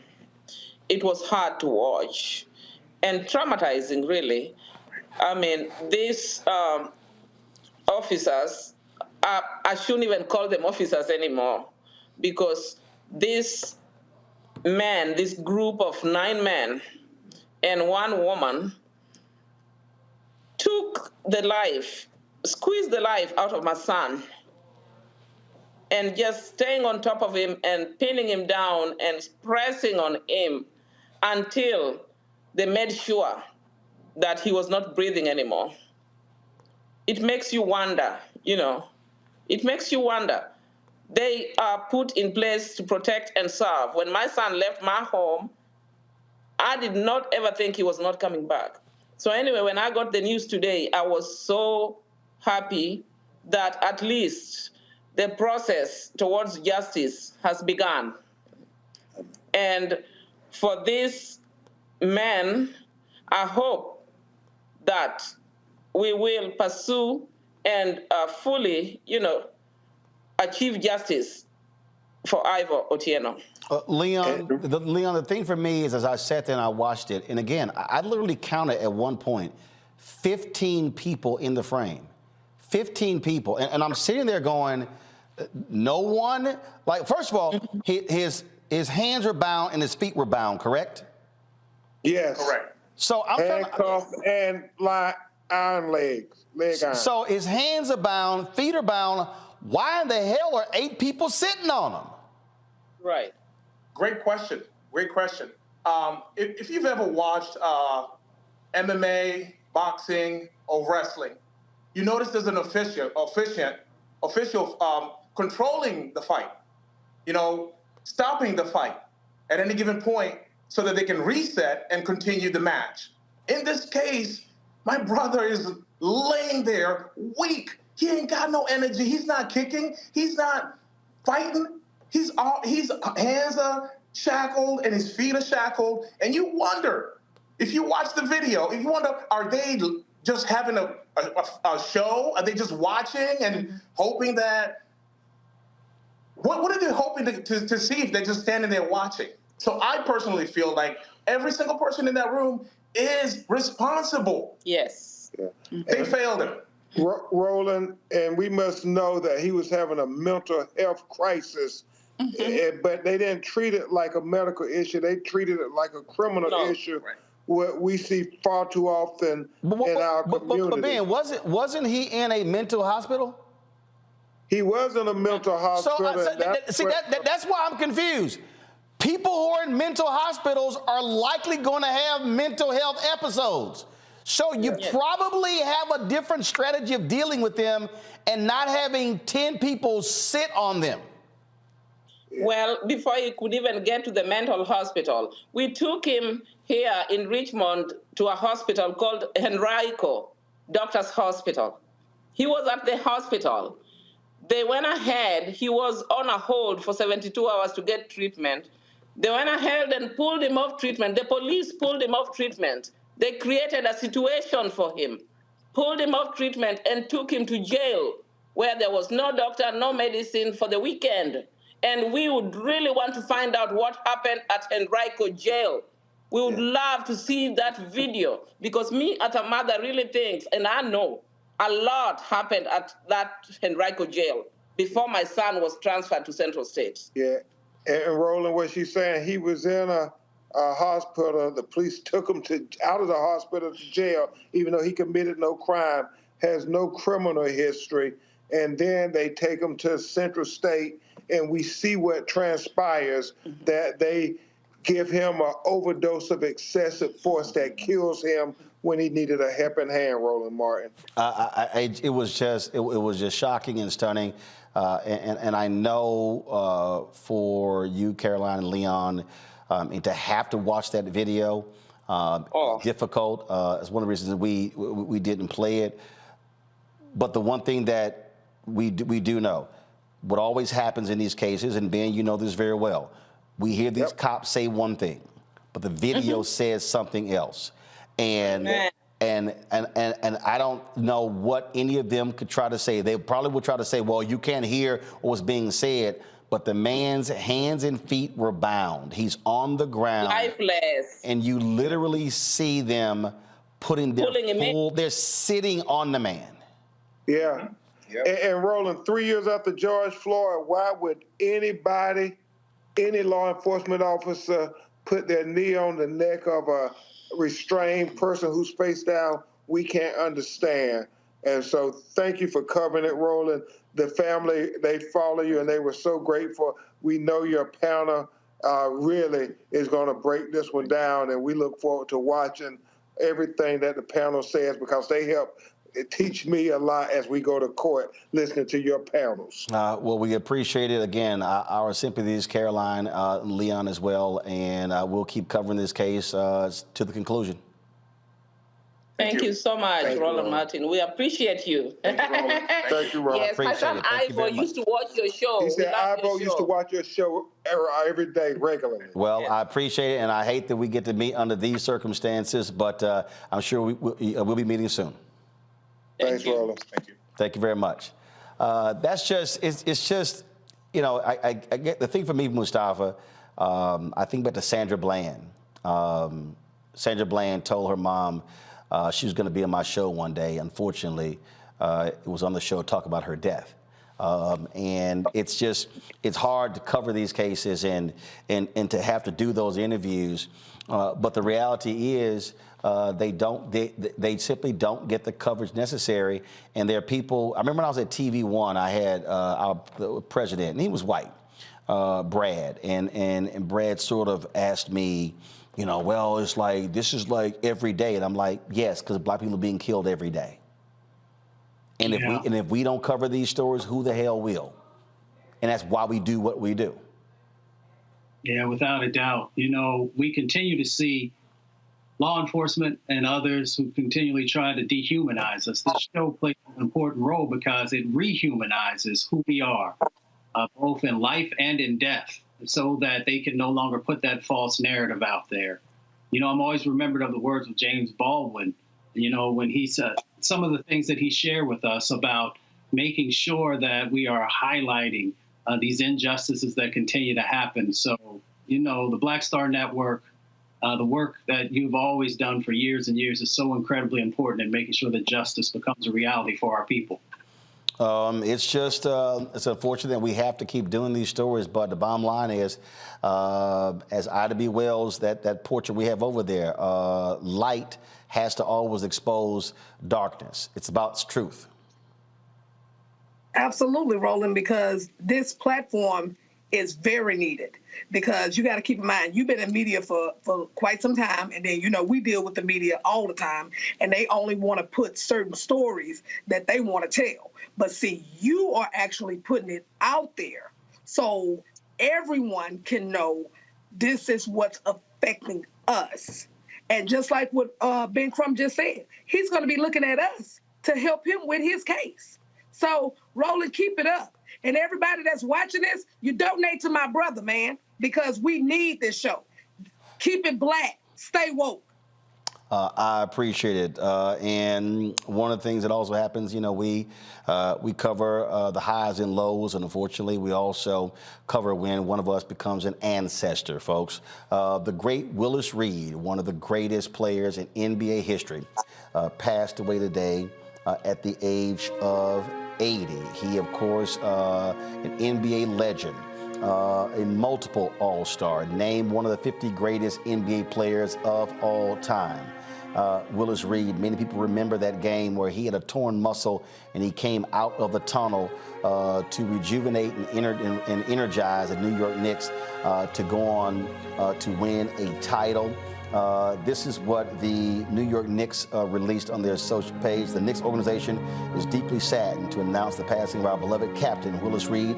As we mourn, we will always strive to uphold the standards he left behind, the unmatched leadership, sacrifice, and work ethic that personified him as a champion among champions. His is a legacy that will live forever. We ask everyone to please respect the family's privacy during this difficult time.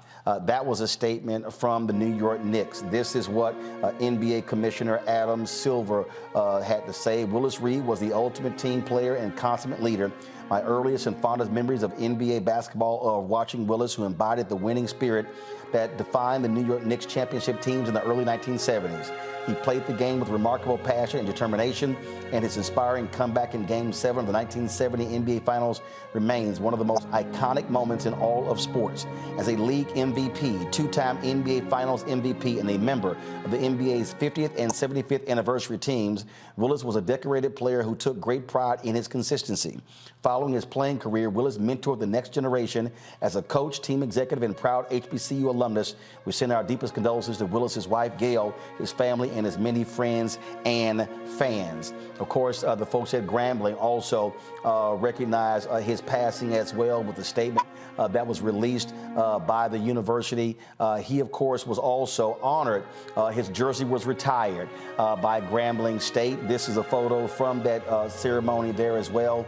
And Willis Reed, after he retired, he returned back to his roots there in Louisiana, living not far from the campus as well. And so certainly condolences go out to the Grambling State family, the NBA, the Knicks family, as well as the NBA legends on the passing of, indeed, one of the greatest players, but not just one of the greatest players, folks. This is a man who traveled the country, working with kids, traveled the globe. He has done amazing, amazing things. And he, of course, at one time was an assistant coach under Bill Russell with the Sacramento squad there as well. And so Willis Reed, a great ball player, a great humanitarian, dead at the age of 80. Folks, that is it for us today on Roland Martin Unfiltered. Candace, Mustafa, thank you so very much, folks. We'll see you tomorrow right here on the Black Star Network.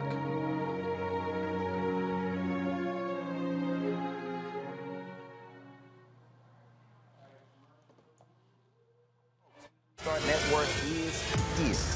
Hold no punches! I'm real revolutionary right now. Black power! Support this man, Black Media. He makes sure that our stories are told.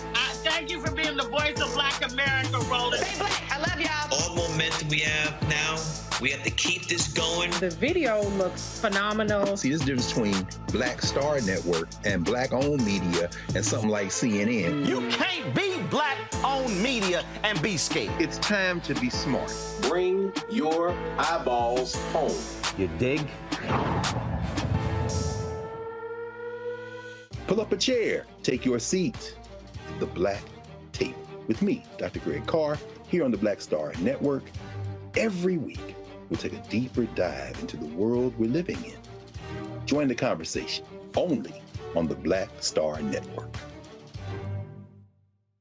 Hi, I'm Dr. Jackie Hood Martin, and I have a question for you. Ever feel as if your life is teetering and the weight and pressure of the world is consistently on your shoulders? Well, let me tell you, living a balanced life isn't easy. Join me each Tuesday on Black Star Network for A Balanced Life with Dr. Jackie. We're all impacted by the culture, whether we know it or not. From politics to music and entertainment, it's a huge part of our lives, and we're going to talk about it every day right here on The Culture with me, Faraji Muhammad, only on the Black Star Network. I'm Deborah Owens, America's Wealth Coach, and my new show, Get Wealthy, focuses on the things that your financial advisor and bank isn't telling you, but you absolutely need to know. So watch Get Wealthy on the Black Star Network.